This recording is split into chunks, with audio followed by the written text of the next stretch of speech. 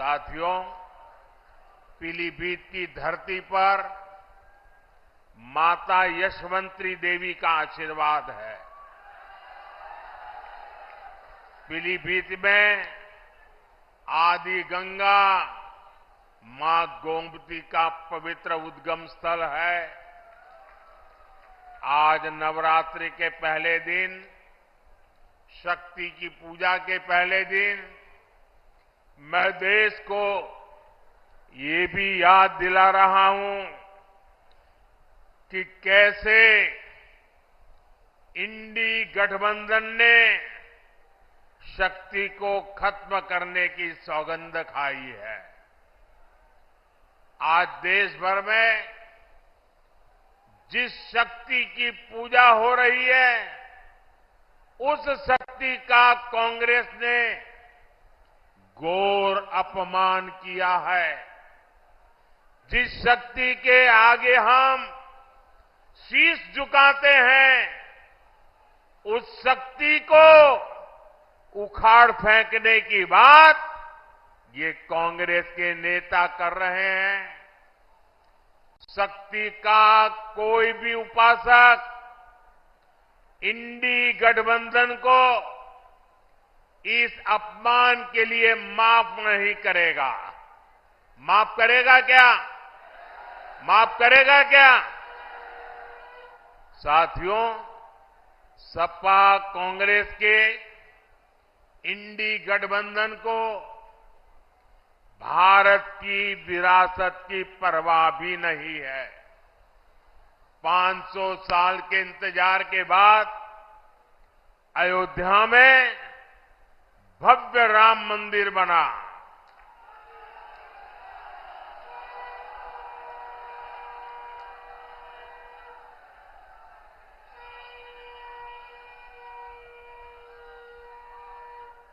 हमारे कल्याण सिंह जी ने राम मंदिर के लिए अपना जीवन समर्पित कर दिया, अपनी सरकार समर्पित कर दी। देश के हर परिवार ने अपनी अपनी श्रद्धा के हिसाब से योगदान दिया। पीलीभीत वालों ने भी एक विशाल बांसुरी अयोध्या को भेंट की। लेकिन साथियों, इन इंडी गठबंधन वालों को राम मंदिर के निर्माण से पहले भी नफरत थी और आज भी नफरत है। चलो भाई, आपने मंदिर बनने से रोकने के लिए अदालत में जो करना था कर लिया। आपने मंदिर न बने इसके लिए लाख कोशिश कर ली। लेकिन जब देश की जनता ने पाई पाई देकर के इतना भव्य मंदिर बना दिया, जब मंदिर वालों ने आपके सारे गुनाह माफ करके आपको प्राण प्रतिष्ठा के कार्यक्रम में सम्मानपूर्वक निमंत्रित किया, लेकिन आपने प्राण प्रतिष्ठा के निमंत्रण को ठुकरा दिया। आपने प्रभु राम का अपमान कर दिया।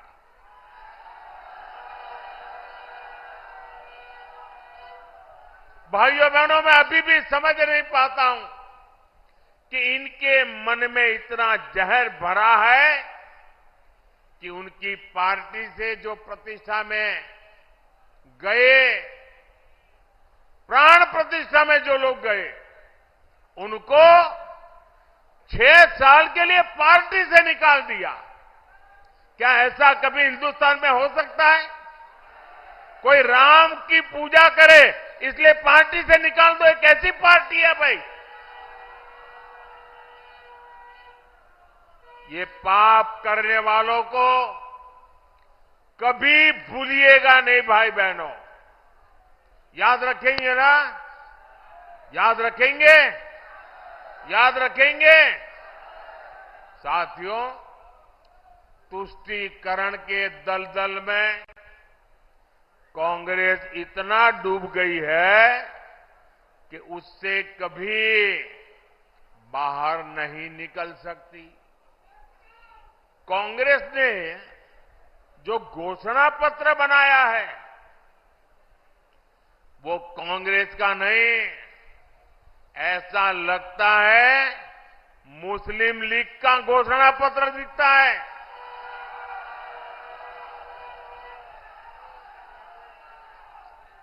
तुष्टीकरण के दबाव में ही कांग्रेस हो या सपा सीएए का भी विरोध कर रही है। विदेशी धरती पर अत्याचार की वजह से भागने के लिए मजबूर हुए हिंदुओं और सिख भाई बहनों को आप मुझे बताइए, मेरे इन हिंदू भाइयों बहनों को, मेरे इन सिख भाई बहनों को भारत अगर नागरिकता नहीं देगा तो कोई और देगा क्या? नागरिकता देनी चाहिए कि नहीं देनी चाहिए? वो अपने हक नहीं है, उनको हमें संभालना चाहिए नहीं संभालना चाहिए? सीएए का यहां पीलीभीत में रहने वाले अनेक परिवारों को मेरी आपको गारंटी है, आप अप्लाई कीजिए, आपका हमेशा हमेशा की मुसीबतों से मुक्ति मिल जाएगी। आप भारत के नागरिक के नाते गर्व से जी पाएंगे। लेकिन कांग्रेस समाजवादी पार्टी इस पर भी ऐतराज जता रही है। साथियों, यहां इस सभा में बड़ी संख्या में हमारे ये शरणार्थी भाई बहन भी है, हमारे सिख भाई बहन भी हैं। समाजवादी पार्टी आज जिस कांग्रेस के साथ खड़ी है, उस कांग्रेस ने 84 में हमारे सिख भाई बहनों के साथ क्या किया था वो कोई भूल नहीं सकता। ये भाजपा है जो सिखों के साथ पूरी शक्ति से खड़ी है, उनकी भावनाओं को समझते हुए काम करती है। हमें गर्व होता है जब करतारपुर साहिब कॉरिडोर के द्वारा लाखों श्रद्धालु दशकों से जो उनके मन में दर्द था, पीड़ा थी, उससे मुक्त होकर के आज करतारपुर साहिब जाकर के मत्था टेक करके हमें आशीर्वाद लेके आते हैं। ये भाजपा सरकार है जिसने लंगर की वस्तुओं पर से जीएसटी हटाया। हमने श्री हरिमंदिर साहिब के लिए एफसीआरए रजिस्ट्रेशन सुनिश्चित किया, जिससे विदेश के लोगों को भी सेवा करने का अवसर मिले। हमने वीर बाल दिवस मनाकर साहिबजादों के शौर्य को सम्मान दिया। गुरु नानक देव जी का 550वां प्रकाश पर्व हो, गुरु तेग बहादुर जी का 400वां प्रकाश पर्व हो, गुरु गोविंद सिंह जी का 350वां प्रकाश पर्व हो, भाजपा सरकार ने देश विदेश में सभी पर्व धूमधाम से मनाए। साथियों, कांग्रेस और उसके इंडी गठबंधन को देश की महान विभूतियों का अपमान करने में भी संकोच नहीं होता। कांग्रेस के या समाजवादी पार्टी के बड़े नेता कभी भी सरदार वल्लभ भाई पटेल, इस देश के महापुरुष जिसने देश की एकता के लिए अपनी जिंदगी खपा दी, उनके सम्मान में स्टैच्यू ऑफ यूनिटी बना हुआ है। दुनिया का सबसे ऊंचा स्टैच्यू हो, लेकिन कांग्रेस सपा वालों को वहां जाकर के सरदार साहब को सम्मान करने का उनको मन नहीं करता है। ये लोग विदेशों में तो जाकर के घूम करके आते हैं, लेकिन अपने ही देश के सरदार पटेल की प्रतिमा का दर्शन नहीं करते, जिन सरदार पटेल ने पूरे देश को एक किया, उनका भी ये लोग बहिष्कार करते हैं। साथियों, भारत को बांटने की साजिश में जुटे इंडी गठबंधन से और कोई उम्मीद नहीं की जा सकती। और सब दूर एक ही संदेश है, बहुत ही स्पष्ट संदेश है, एक ही गुंज सुनाई दे रही है। फिर एक बार, फिर एक बार, फिर एक बार। साथियों, हम बचपन से सुनते आए हैं, 1.25 लाख से एक लड़ाऊं, चिड़ियन तय में बाज तुड़ाऊं, तबै गुरु गोविंद सिंह नाम कहा हूं। ये बोल भारत की वीर परंपरा के प्रतीक है। ये बोल दिखाते हैं कि लक्ष्य कितना ही कठिन क्यों ना हो, भारत अगर ठान लेता है तो सफलता हासिल करके रहता है। आज इसी प्रेरणा से, इसी ऊर्जा से भारत के लोग, हम लोग विकसित भारत के संकल्प पर काम कर रहे हैं। सारी दुनिया की मुश्किलों के बीच भारत ये दिखा रहा है कि उसके लिए कुछ भी असंभव नहीं है। आप मुझे बताइए साथियों, भारत जब दुनिया की सबसे तेजी से बढ़ती आर्थिक ताकत बना, तो आपको गर्व हुआ कि नहीं हुआ? आपको गर्व हुआ कि नहीं हुआ? हमारे चंद्रयान ने जब चांद पर तिरंगा फहराया, तो आपको गर्व हुआ कि नहीं हुआ?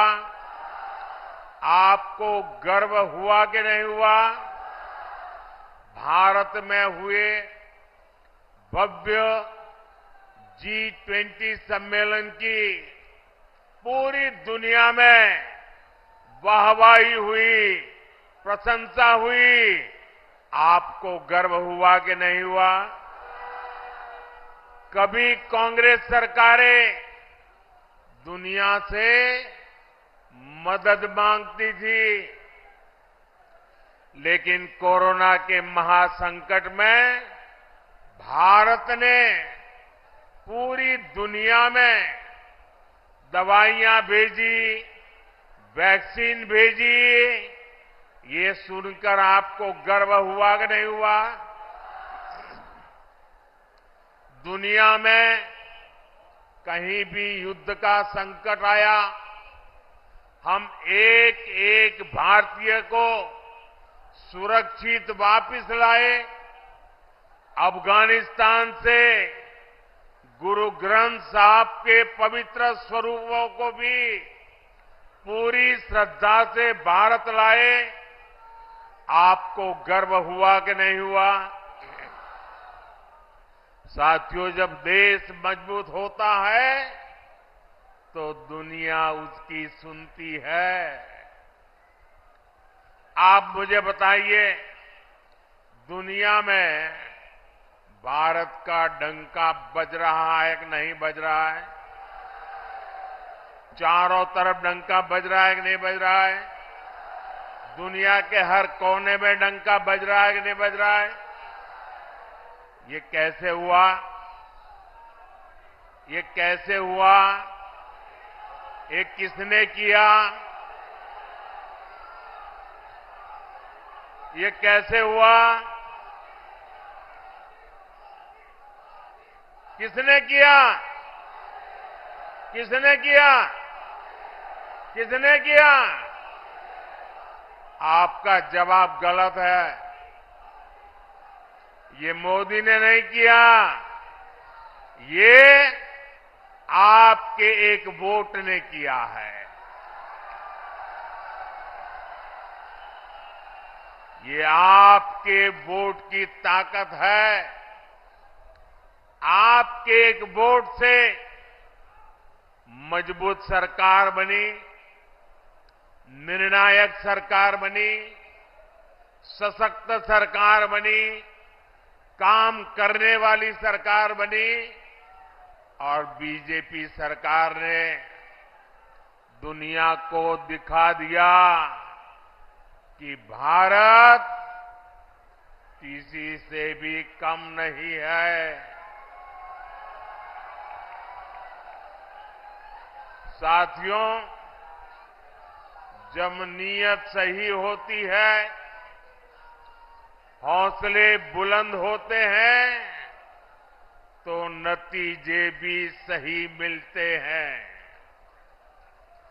आज हम चारों तरफ विकसित भारत का निर्माण होते हुए देख रहे हैं।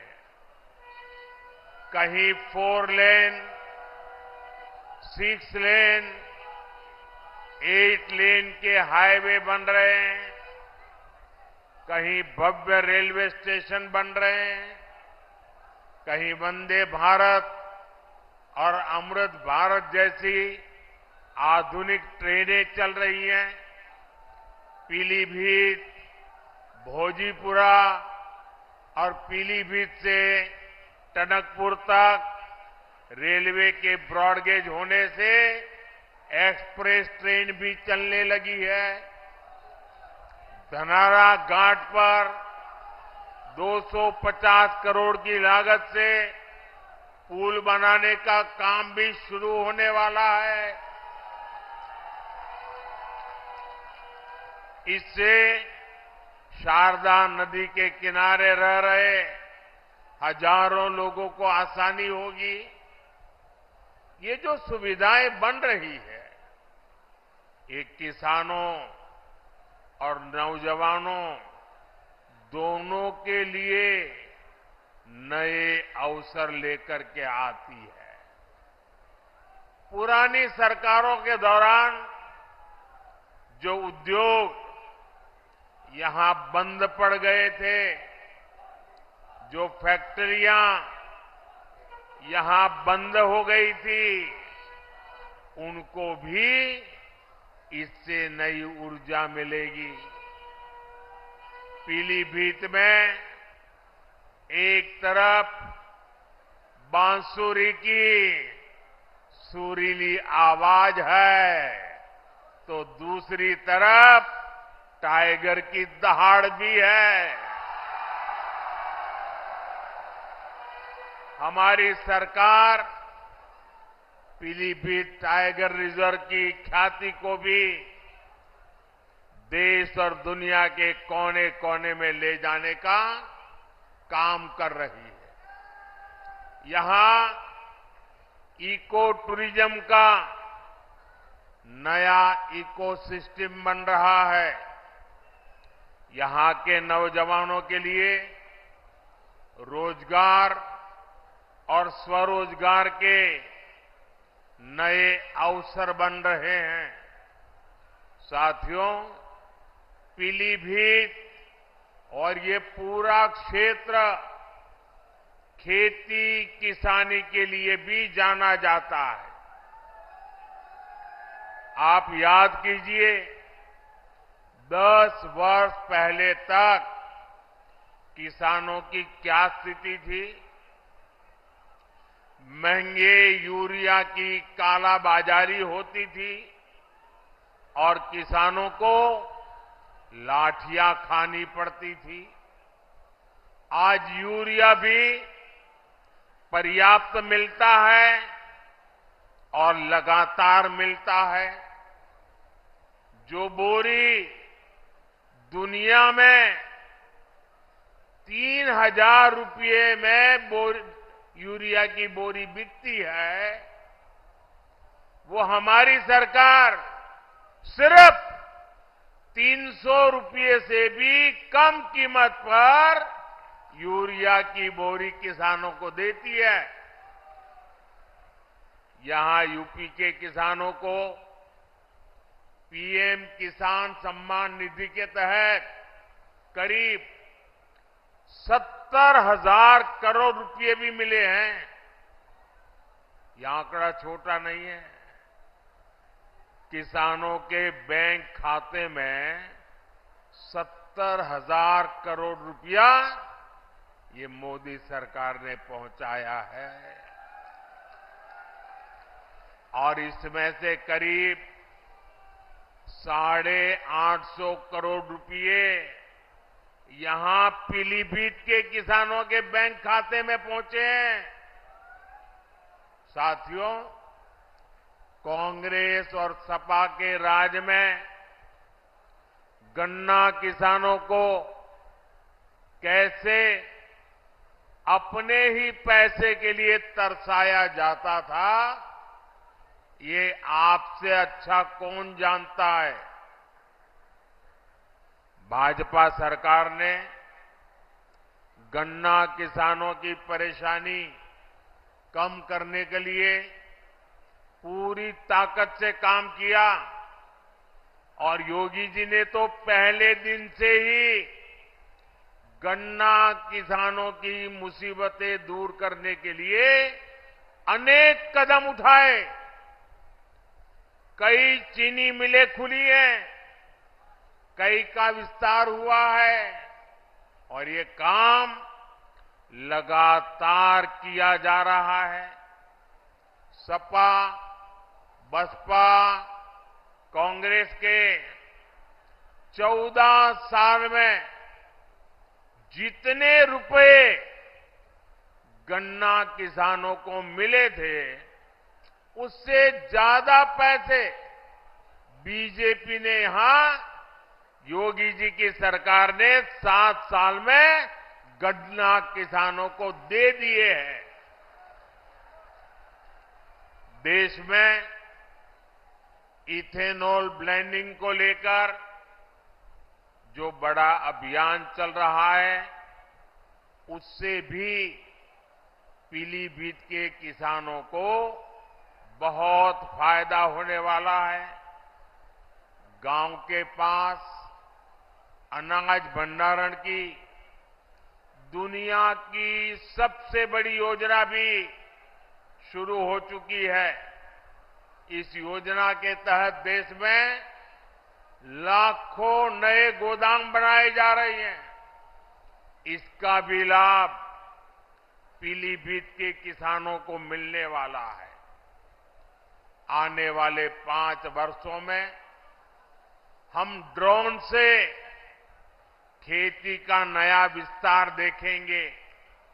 हमारे युवा ड्रोन बनाएंगे और गांव की हमारी माताएं बहनें ड्रोन पायलट बनेगी।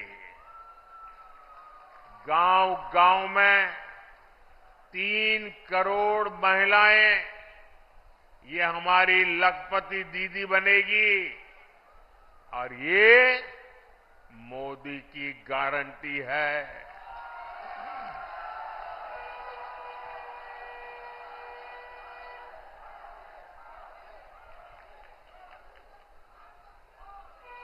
पक्के घर, हर घर नल से जल, ऐसी हर सुविधा तेजी से हर बहन, हर परिवार तक पहुंचे, ये मोदी की गारंटी है।